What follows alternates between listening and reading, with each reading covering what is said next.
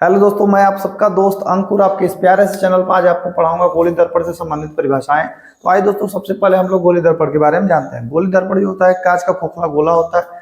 देखिए, जैसे ये हमारा है, सामने जो फिगर है, मान लीजिए गोली दर्पण है।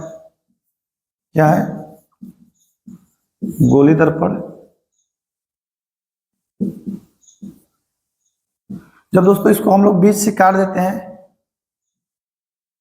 ये दो भागों में टूट जाता है। एक हमारा ऐसे भाग बन जाता है, एक हमारा भाग ऐसे बन जाता है। ठीक है जी।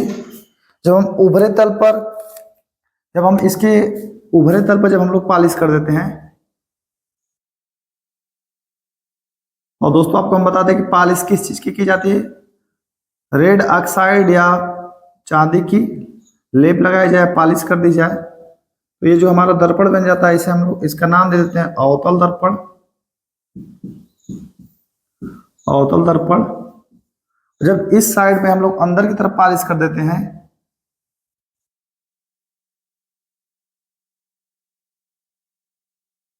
तो ये हमारा हो जाता है उत्तल दर्पण।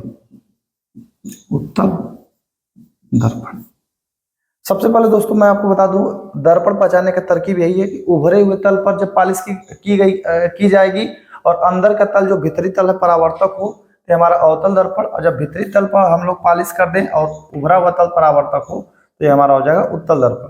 ठीक है जी, इतना आप समझ गए होंगे। अब हम यहाँ पर समझेंगे कि ध्रुव क्या होता है, वक्रता केंद्र क्या होती है, फोकस दूरी क्या होता है, फोकस बिंदु क्या होता है, अनंत बिंदु क्या होता है, वक्रता त्रिज्या क्या होती है, ये सब के बारे में हम लोग चर्चा करते हैं।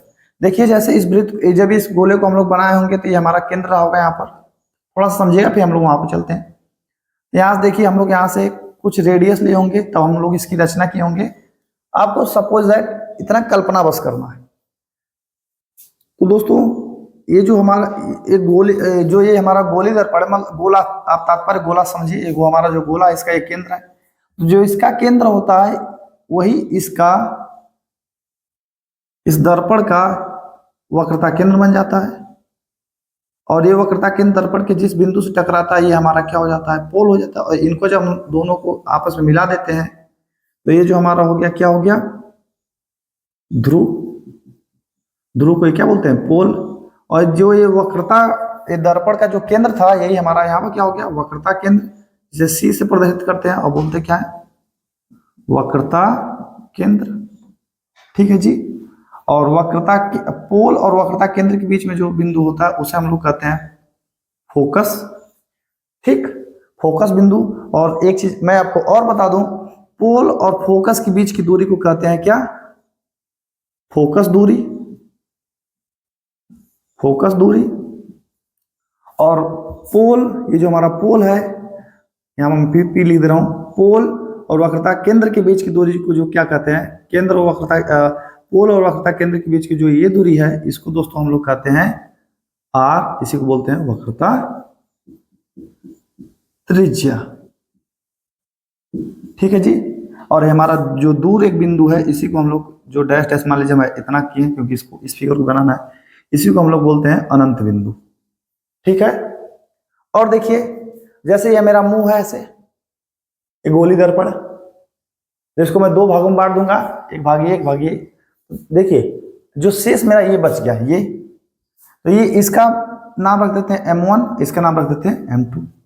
यहां से यहां तक की जो दूरी है, इसे क्या कहेंगे, यहां से यहां तक की जो दूरी है उसको व्यास कहेंगे। तो जो ये दर्पण का व्यास होता है, इसी को क्या कहते हैं, दर्पण के व्यास को क्या बोलते हैं दोस्तों, इसको, इस पूरे खाली चीज को द्वारक।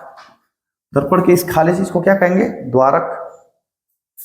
ठीक है। इसका ये मिरर होता है, मिरर का पहला पॉइंट है, दूसरा पॉइंट M1 M2।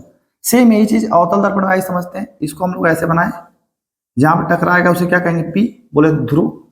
और इसका ये सेंटर बिंदु, जो केंद्र बिंदु है, जो जहां से हम लोग जिस केंद्र से इसकी रचना किए थे, वो हमारा हो जाता है वक्रता केंद्र, C से दर्शाते हैं। और वक्रता केंद्र पोल के बीच में जो रहता है वो फोकस। ठीक, फोकस बिंदु। और फोकस बिंदु और वक्रता केंद्र दर्पण के जिस अक्ष पर टकराते हैं, उस पूरे इस अक्ष को क्या बोला जाता है, याद रखिएगा, जो सीधी रेखा दोनों का है, इसे कहते हैं मुख्य अक्ष। मुख्य अक्ष। अब यहां से यहां तक की जो दूरी होगी, इसे कहेंगे क्या, द्वारक। इसका नाम हो जाएगा M1, इसका नाम हो जाएगा M2। सेम प्रक्रिया सब यही है, यहाँ से यहाँ तक की दूरी को फोकस दूरी और यहाँ से यहाँ तक की दूरी को वक्रता त्रिज्या। हम आशा करते हैं इतनी बात आपको समझ में आ गई होगी। स्क्रीनशॉट ले लीजिए और आगे का देखिए आगे। ठीक है जी। तो दोस्तों आप समझ चुके हैं दर्पण से संबंधित परिभाषाओं के बारे में। अभी आप देखे हैं कि हम उसके बारे में कैसे कैसे चर्चा किए। अब देखिए लिखित रूप से कैसे परिभाषा होती है, आइए हम लोग अब एक एक को डील करते हैं। जैसे देख रहे हैं दर्पण का ध्रुव, परिभाषा है गोली दर्पण के परावर्तक पृष्ठ के मध्य बिंदु को ध्रुव कहते हैं। ध्रुव किसे कहते हैं, इसका डेफिनेशन हुआ और इसे P से दर्शाते हैं। ठीक है जी। और वक्रता केंद्र किसे कहते हैं, गोली दर्पण का परावर्तक पृष्ठ जिस खोखले गोले का भाग होता है उस गोले का केंद्र गोली दर्पण का वक्रता केंद्र कहलाता है। बोले तो जो गोला होता है गोली दर्पण, और गोली दर्पण का जो केंद्र होकर गोला बनता है उसको जब हम बीच से काट देते हैं दो भागों में, दो हमारे दर्पण बनते हैं, अवतल दर्पण उत्तल दर्पण, जैसा कि आपको हम अभी बताए हैं। और जो वही केंद्र होता है वही हमारा क्या बन जाता है, वक्रता केंद्र हो जाता है। इसे C से दर्शाते हैं। ठीक है जी। वक्रता त्रिज्या किसे कहते हैं, गोली दर्पण का परावर्तक पृष्ठ जिस खोखले गोले का भाग होता है उस गोले की त्रिज्या को गोली दर्पण का वक्रता त्रिज्या कहते हैं। इसे R से प्रदर्शित करते हैं। जो वक्रता केंद्र और पोल से बीच की जो दूरी होती है उसी को क्या कहते हैं, वक्रता त्रिज्या कहते हैं, जैसा कि आपको अभी हम समझा रहे थे। अब मुख्य अक्ष किसे कहते हैं, गोली दर्पण के ध्रुव तथा वक्रता केंद्र को मिलाने वाली रेखा को मुख्य अक्ष कहते हैं। मतलब पोल और C, वक्रता केंद्र को C से दर्शाते हैं, अभी बताएंगे आपको।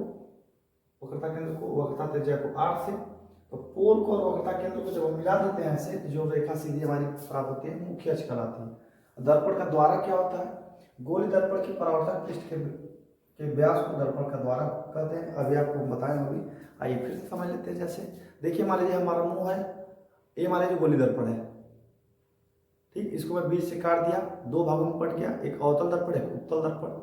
तो जो ये एक हमारा ये हिस्सा आया, जैसे हमारा एक हिस्सा जो आया, ये जो बीच के इसको व्यास बोलेंगे, वही हमारा क्या होता है, दर्पण का द्वारक होता है। और सबसे लास्ट है और सबसे इम्पोर्टेंट है जो मुख्य फोकस, गोली दर्पण के मुख्य अक्ष के समांतर आने वाली प्रकाश की किरणें दर्पण से परावर्तन के पश्चात दर्पण के मुख्य अक्ष के जिस बिंदु पर मिलती हैं या मिलती हुई प्रतीत होती हैं। क्यों, क्योंकि अवतल दर्पण में तो मिलती हैं, उत्तल दर्पण में मिलती हुई प्रतीत होती हैं, उसको क्या कहते हैं, मुख्य फोकस या फोकस कहते हैं, और इसे F से प्रदर्शित करते हैं। यदि दोस्तों आपको ये दर्पण से संबंधित परिभाषाएं आपको यदि अच्छा लगा हो तो ऐसे ही शॉर्ट वीडियो के लिए हमारे चैनल को सब्सक्राइब करें और अपना बोर्ड परीक्षा में अच्छे अंक सुनिश्चित करने के लिए हमारे चैनल से आप जुड़े रहें। Thank you ji.